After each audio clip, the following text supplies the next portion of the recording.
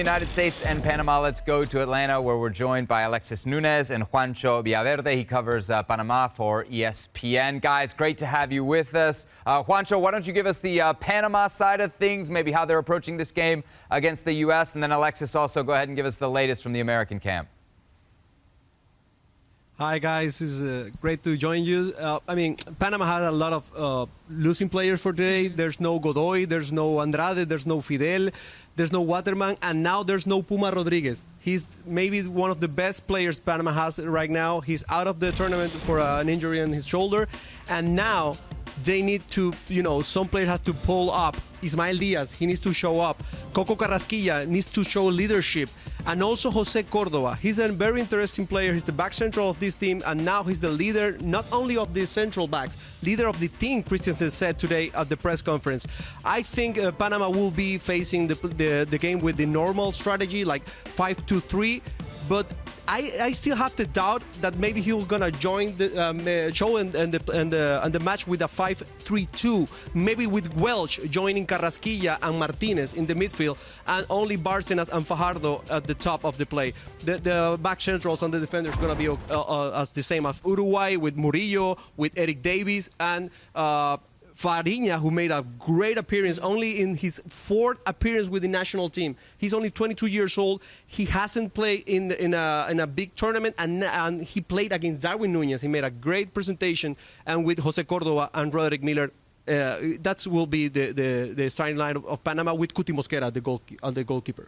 Yes, Evie, and we were talking with Juancho all week, and he was saying that he feels like somewhere someone has done some voodoo over this Panama team, because they have just been dropping like flies. And I know you're hurting, Sebi. I feel it too, because I'm hurting for my reggae boys as well, but that's a conversation for another day, Conmebol. But anyways, we move on to the U.S. And as I say, you're lucky that you have another side you can tap into, Sebi. Tap into the U.S. men's national team side, because it is all good in the hood over here. The boys were dancing at training today. They're in such good mood. We kept an extra eye on Tyler Adams, because again, we wanted to know. Yeah, you have your own music, but the USA Tim Weah came with a boombox, and he was absolutely vibing today. Everyone, honestly, as I can say, every player on that roster trained today.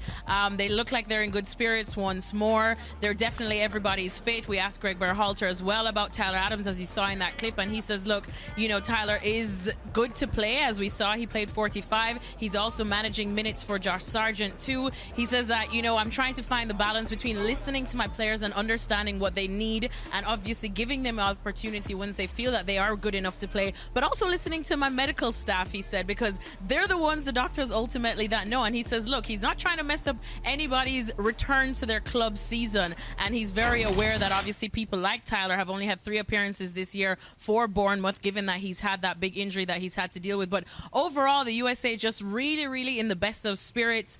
Everyone available for selection. They go into this one, I would say, as favorites. I wanted to say slight favorites, because we do remember that Panama, favorites. But exactly, Juancho is saying that he's taking it as big favorites, because that last team that lost to Panama, we really only saw not some of the big names that we do have here today. Yeah, and Panama is not up in the umbrella or something like that, but they're the favorites, but I think Panama is able to compete at this level. I think this team of Panama has shown, they show against Uruguay that they can put a big team on a really uncomfortable situation, and now they have to work on it. Christensen said something that Belhalter said it too, about the physical game they will face. I think this can be one of the best matches in this Copa America for sure.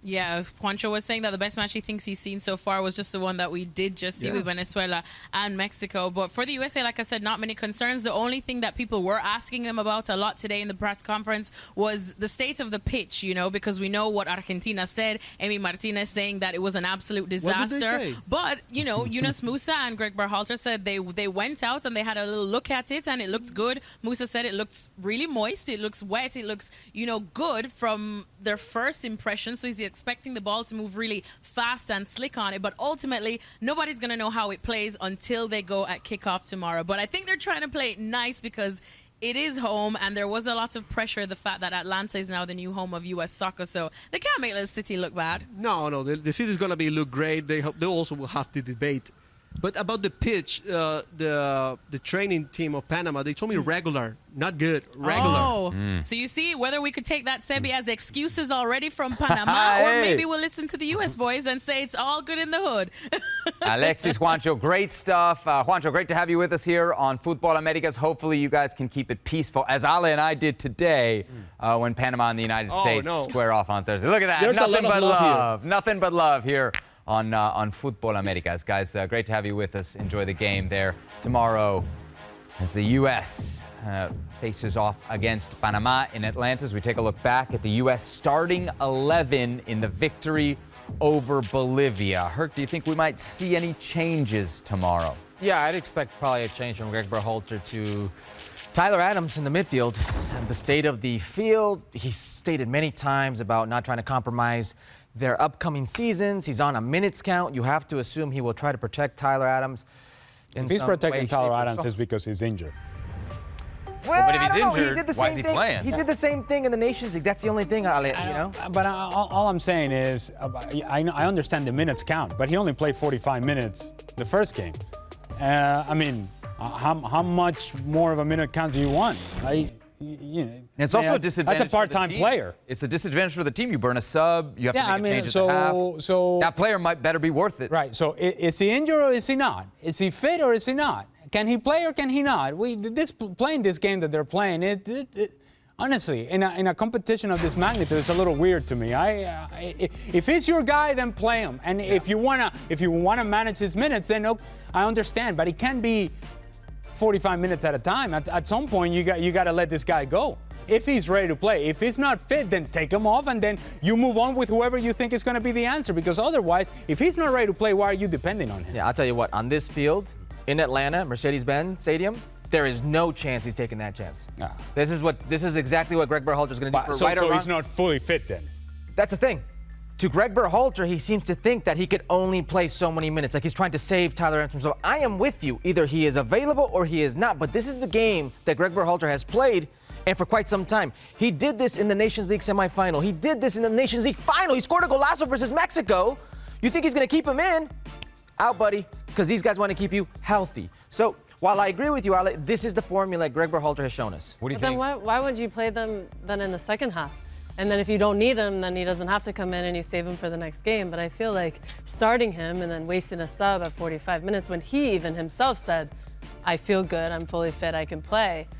And I agree with Ale, in this type of tournament, you can't take one of your best players out who seems fully fit, or just don't play him at all. Is the argument here that he is worth the risk, that he's that much better than a Musa, that much better than a Johnny Cardoso? I think the argument here is that if there's one game you have to win, it's the Panama game.